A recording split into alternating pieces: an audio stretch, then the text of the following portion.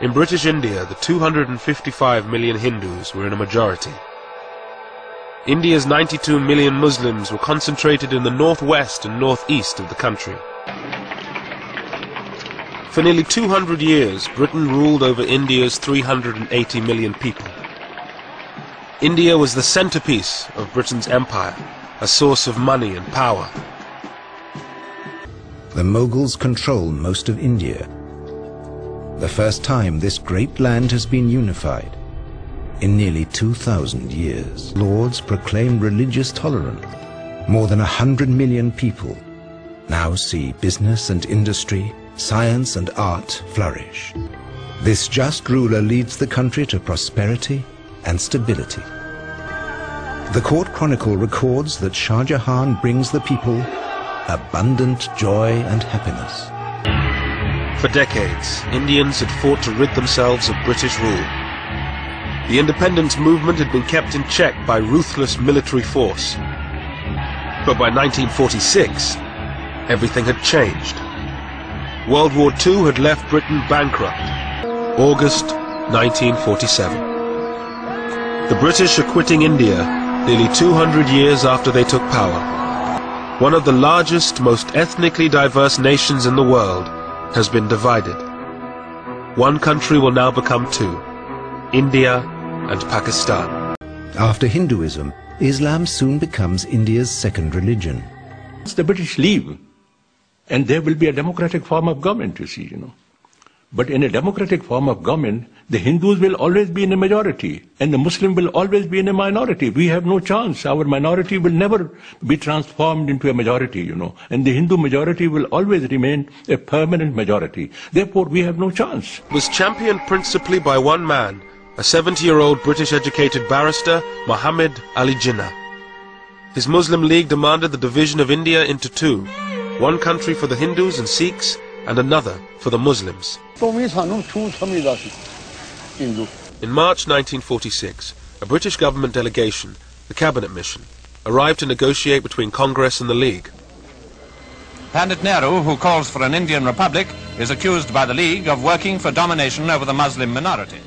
Jinnah did compromise on his demand for a separate Muslim state. He accepted a united India if it had weak central powers. But Nehru, a socialist and believer in a strong central state, refused any such concessions to the Muslim League. Nehru addressed a convention of Congress members, and he said that there are only two powers in the land, the British and the Congress. Then Quaid-e-Azam said, no, there was third party, and that's Muslims. At the 1938 Muslim League conference in Patna, Jinnah accused Congress of being only a Hindu body. The speech that Mr. Jinnah made there was a bitter attack on the Congress. So bitter that Gandhi was obliged to make a reply. Mr. Jinnah, the Muslim leader, holds fast to Pakistan, and it's reported that his maximum concessions were regarded by Congress as inadequate. At any rate, the fateful conference at Simla, following the preliminary work in Delhi, has ended in failure.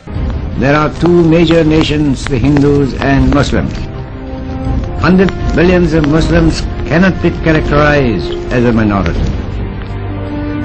Gandhi spent the first months of 1947 walking through the villages of Noakhali, holding prayer meetings, trying to bring Hindus and Muslims together. Gandhi had always opposed constitutional concessions to Muslims. For many of them, he represented Hindu supremacy. Mr. Gandhi did not appeal to the Muslims, He failed to win the hearts and minds of the Muslims of India, The way he used to talk about politics and his language, it was foreign. It did not appeal to Muslims at all, But he used to be practically, naked. He used to have one arm on the shoulder of one girl, and he should have another arm on the shoulder of another. And the Hindus thought he was a saint, Gandhi's dream of a united India seemed to be collapsing. The Lahore session passed a resolution demanding that areas in the northeast and northwest of India, where the Muslims were a majority, should become independent states. There was no sense of exhilaration or of excitement. He was reflective, reserved, quiet. Jinnah already knew from the huge number of refugees pouring into Karachi that Pakistan was being born at a price. But that night no one foresaw the full scale of the bloodshed to come. Across the new border in Amritsar, Sikhs and Hindus killed all the Muslims they could find. You can't imagine what atrocities were committed. Slaughtering people, raping women, killing children, looting of properties and things like that, you see. Oh, it was the greatest bestiality you could ever imagine. And on the 10th of January 1948, he began another hunger strike as a means of stopping the massacre of Muslims in India. Jinnah, now installed at Government House, addressed his people. August the 15th is the birthday of the independent and sovereign state of Pakistan. At this supreme moment, my thoughts are with those valiant fighters in our cause who readily sacrificed all they had to make Pakistan possible. The next morning, Jinnah and his sister Fatima drove from Government House to the new Parliament for the transfer of power. The Mountbattens followed, amid a final display of British pomp. Yes, we are parting as friends, and I sincerely hope that we shall remain friends. Britain's departure brought glee. Partition would bring horror. And we fought for Pakistan because there was danger of denial of these human rights in this subcontinent. Qaid-e-Azam, meaning great leader, was the title Jinnah's followers had given him. Yet at this moment of his greatest triumph, he seemed strangely aloof. I got this amazing sense of his power, of the potency of the man. Here is Pakistan's King Emperor, Archbishop of Canterbury, Prime Minister, Speaker, all rolled into one formidable Qaid-e-Azam. Only voicing my sentiments and the sentiments of millions of Muslims when you say that Pakistan should be based on pure foundations of social justice and Islamic socialism, not otherism. We want the division of India into Hindustan and Pakistan because that is the only practical solution.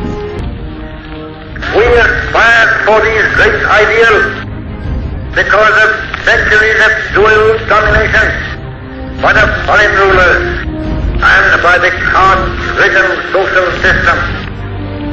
This domination continued for over 200 years until we realized that it would ultimately mean a complete extinction of Muslims individually as human beings and collectively as a nation.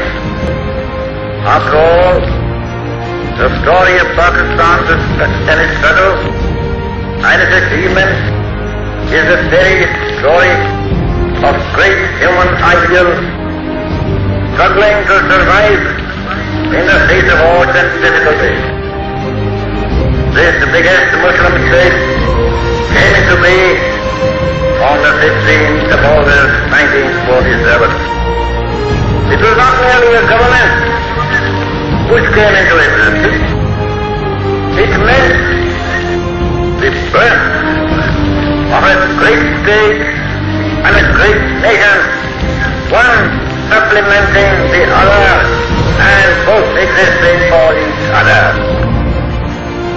Automatic pistol and went to the prayer ground, evening at 5 o'clock or maybe 5 minutes. He took 3 steps, bowed before Mahatma Gandhi, and he shot him point blank, 3 bullets.